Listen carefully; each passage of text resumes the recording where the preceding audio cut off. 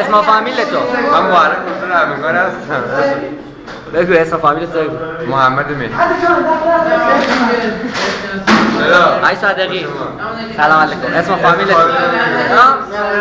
نه بگی. آقا نگی. اسم و فامیل تو بگو. کیه اون آقای نه همیشه در حال بحث مجادله علمی هم سخت خوب سوالا چیکار کنیم ما باید بریم آقا خدمت نظام وظیفه نه آقا شما احساس محمد کاملی اومدن کی برای خدمت نظام وظیفه این رفیقتون هم معرفی کنم خیلی خجالتی خیلی نجیبه علی اسم تو بگو علی صادقی مرسی هستیم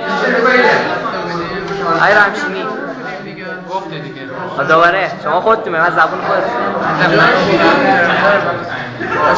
رضا جون هم قربونتون نشم انشالله قربونم بشین خب مرسی آی درویشی سلامتی اسم و فامیلتون هم بگین دیگه درویشی هستم محمد جواد. مرسی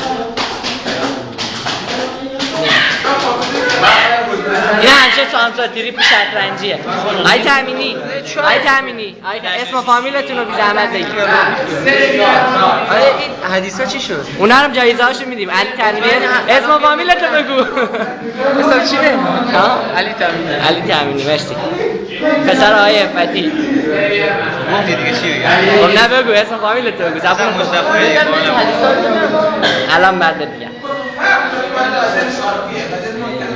اما به جمع اراذل و اوباش کلاس میریم نفر اول کمال هستم. کماله تجلی. دومی که همیشه خدا مشغول بلوتوث بازیه تا بیشتر چیز نمی‌کنه. اسم و فامیلتون رو علیرضا. مرسی علی مدیری. سلام. ها این از همه خیتره آقا با شما اسم و فامیلتون رو محبت کنید نه اسم و فامیل تو بگو ساقی متخلص اسم فامیل اصلی تو بگو تخلصت بخور تو سرت موهات بیریزه نه خوبه قشنگه اسم فامیل تو بگو مرسی متشکرم بعدی اسم فامیل من برجی هستم. چیه برجی؟ معروف به پری. دکتر موسوی من دکتر موسوی بچه کارخونه کلاس شاگرد اول کلاس هر چی یک کم بود آینده نگر. نیامه جات میزنه کیه؟ اسم فامیل تو بگو گمنام واقعا ترک تحصیل قرار گرفتن چی؟ اسم فامیله رضا هنر.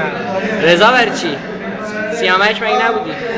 بودیم تا 8 سالگی. آها مرسی Hi everybody, I am AJ and this is my destiny. thanks آی رمضان زاده اسم فامیل تو بگو صادقی از مشورت جمهوری شناسنامه. ساندویچ هم داره مرسی